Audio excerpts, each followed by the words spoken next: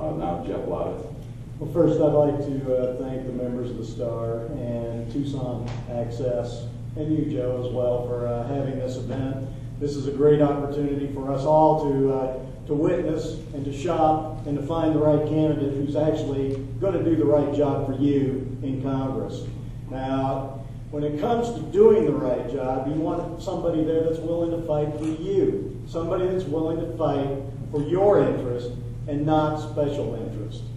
You're the ones that are being underrepresented right now, and you have a choice in 2 weeks. You can pick status quo, or you can pick real change. Someone who's willing to step up to the plate, who's never been in any kind of political arena before, but who is a truly concerned citizen, because I defended the Constitution of the United States with my life for over 20 years. Now, I had some opportunity to have a lifestyle that many people only can fantasize about. Those opportunities that I had came from the freedoms and liberties that we all enjoyed. Those freedoms and opportunity are no longer with us anymore. My kids have less opportunity than I had. It's time for us to restore the American dream and make sure that you have the rights that you rightfully own, not corporations like ExxonMobil, not corporations like Pfizer and Merck, not the developers who want to go out there and drain the San Pedro Basin and drain the water out of the desert and the only running river now in southern Arizona. You all have a choice now. I ask you to stand with me and vote for somebody that wants real change and was motivated by that real change and who didn't look at this as an opportunity. Thank you. We definitely have a problem with illegal employment. As a matter of fact, I look at people who knowingly hire undocumented workers only to raise their profit margin on our backs and on the immigrants' backs as some of the most unpatriotic people in our society. I know for a fact that Tyson Chicken is one of the biggest abusers of the law. They actually send people to Mexico to recruit Mexicans. They bring them up to the border. They pay out the coyotes, and enriching the coyotes. They ship them off to Arkansas. They pay them less than a living wage. We end up picking up the infrastructure and the health care costs. And that CEO gets a bonus when this stock goes up. It's on our backs. I know about this Tyson Chicken problem because I am an airline pilot, and I had an immigration officer get on my airplane one time. And because federal law enforcement officers have to report to the captain of the airplane, I asked him where he worked, and he said immigration office. And I asked him, tell me about illegal hiring practices. And he told me the exact same story I just said. And he said, yeah, with one more little piece to it. He said, every time we try to go after Tyson Chicken, the congressman in that district stops me. Our congressmen are being paid off by these corporations. They stop the enforcement so they can enrich their own campaign financing. We see it all over the place. The corruption runs amok in Washington. If we want real law to be enforced, we need real people there to help enforce it. That means people with integrity need to go to Congress. That's what my campaign's about. It's about integrity. My last few years in the Air Force, I was what is known as a standards evaluation flight examiner. That means that I enforce the standards to Air Force pilots.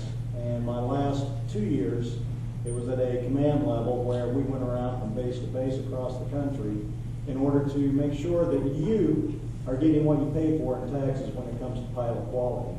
I understand how important standards are. Now, when I was in North Carolina, I was involved in an organization called Communities in School. I was in the worst county, in the worst state when it came to education. I moved from there to Fairfax County, Virginia, where I became a PTA president. I went to the best county in the best state. I went from the worst county to the best county in the country. Now, I'll tell you, in North Carolina, where it was the worst county, they poured all kinds of money into that school system, and it was still the worst. It was worse because of the community around it. In Fairfax County, they probably spent about half as much money per student, and it was the best in the country. Money doesn't solve our education problems. It's our interest that solves the education problem. I think No Child Left Behind, if we're going to have it, it needs to be fully funded. I don't know if I would vote for it at this point, but I do know this. I know that we have to fix our education program because that is our future. Our future is having problems right now because we are not educating our students. First thing we cut are art programs. And anybody that studies history will see that when you have a movement of technology and an advancement of society, you actually have an advancement of arts with it. We've stagnated. We need to find out how to make our education process better without cutting the money, but money isn't everything that counts. The continued action in Iraq lead to higher gas prices. I'm glad I get to start with this one. I can find many reasons to leave Iraq.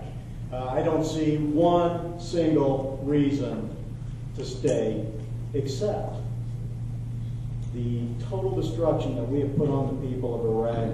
Sooner or later, we owe them the opportunity to create welfare between our two countries through humanitarian efforts. We have destroyed that country. We've polluted that country with depleted uranium. We owe it to those kids that are dying from leukemia and lymphoma to actually go help them. But in the short term, we have to leave. We have to leave because every day we lose an average of 2 soldiers.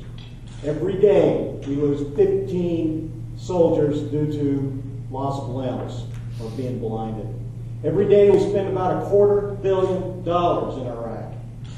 Every day there's more and more Iraqis that die. Every day there's more and more refugees that leave Iraq and enter Jordan and enter Syria. Every day Hezbollah, Hamas, and Al-Qaeda get stronger. Every day gets worse. It's time for us to leave Iraq. We need to leave Iraq as soon as possible. Unfortunately, it is tied to oil. We're getting ready to build 15 to 17 bases in Iraq right now. We're doing that because in 5 years we're going to feel the pinch of oil. The cost is going to go through the roof. Iraq sits on one of the largest oil reserves in the world.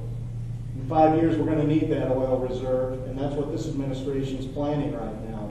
If we do not end our dependency on oil, we will see more and more devastation across the globe. We will see stronger and more able terrorist organizations, and world opinion will come against us greatly.